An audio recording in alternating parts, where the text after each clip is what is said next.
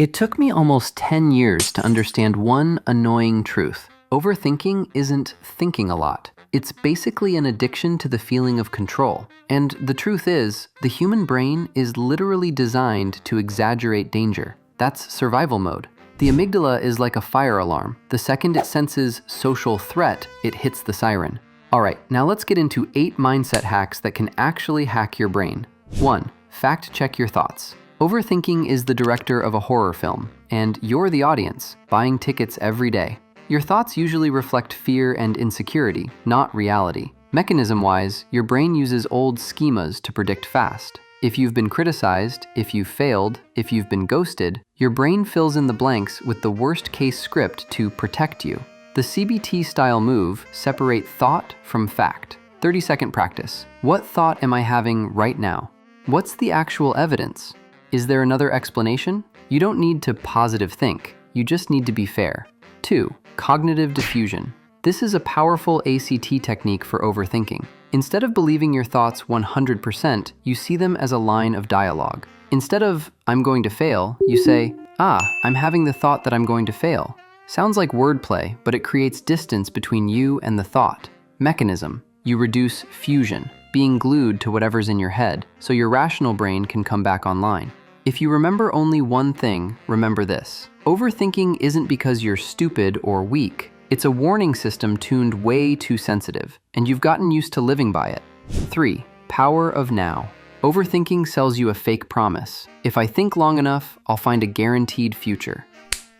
But the future doesn't run on thoughts. It runs on small actions repeated.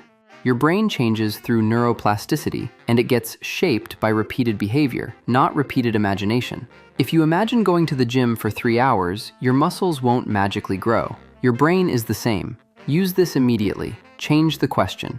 Instead of, "What if I do this? What if I fail?" ask, "What's the smallest step I can do in 5 minutes? 5 minutes to draft, 5 minutes to open the file, 5 minutes to send one text." You don't need to feel ready. You just need to start small enough that your brain doesn't label it as danger.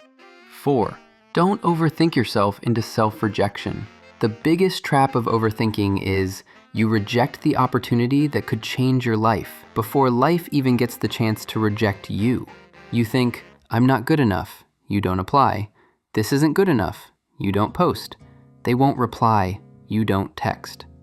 Neurologically, this is your brain pre-avoiding pain. If I don't try, I can't be rejected. But your brain accidentally teaches you a toxic lesson. Safety equals staying still. Over time, your dopamine reward system stops rewarding doing things and starts rewarding avoiding risk. You feel relief when you do nothing, and then you hate yourself after. Use this immediately. The rule: apply anyway / publish anyway / send anyway. Not because you're guaranteed to win, but because you're training your brain to learn action is what builds long-term safety, not avoidance. 5. Acceptance is peace. Acceptance isn't giving up. It's stopping the fight with what you can't control. Overthinking is war with reality. You want certainty, perfection, control, but life doesn't sign a contract with you. Acceptance here isn't, "Whatever, I don't care." It's, stop burning energy on what you can't control. In ACT, acceptance and commitment therapy, this is reducing experiential avoidance, basically stopping the habit of dodging discomfort by thinking in circles. Tiny exercise: split life into 2 circles. Circle of control: actions, words, schedule, effort. Circle of no control: other people's reactions, final outcomes, the future. Whenever you spiral, ask, "Which circle am I in?" If you're in the no control circle, return to the control circle with one small action. 6. Health starts in your mind. A fit body with a brain that keeps punching itself is still burnout. A super common version in the US. You hit the gym, take supplements, cold showers, productivity apps, but your brain is still roasting you. You're not enough. You're falling behind. You're gonna fail. Neurologically, chronic stress directly impacts sleep, focus, and emotional regulation. You can have a six-pack, but your brain is basically Windows 95 with 19 Chrome tabs open. Practical move: treat mental hygiene like brushing your teeth. Every day, 2 minutes, write down your loudest negative thought then fact check it, like in part 4. You don't need to become a monk. You just need your brain to be less toxic to you. 7. Worry postponement. Scheduled worrying. Sounds goofy, but it works. You don't try to stop worrying, you just reschedule it. Practice. Pick one 10-minute slot daily, your worry window. When worry hits outside that window, write one line, then say, "I'll deal with this at 7 p.m. At 7 p.m., read it again. Usually, 60% of what you worried about loses its grip. Mechanism. You're teaching your brain that anxiety doesn't get to interrupt whenever it wants. You take back control of your attention. 8. Silence plus time is a ridiculously strong antidote.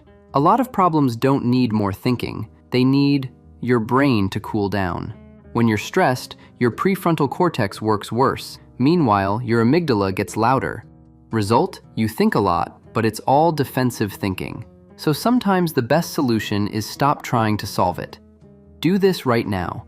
10 minutes of no processing, not escaping, intentionally turning off mental combat mode. Shower, walk, wash dishes, go outside into sunlight. A lot of answers don't show up when you force them.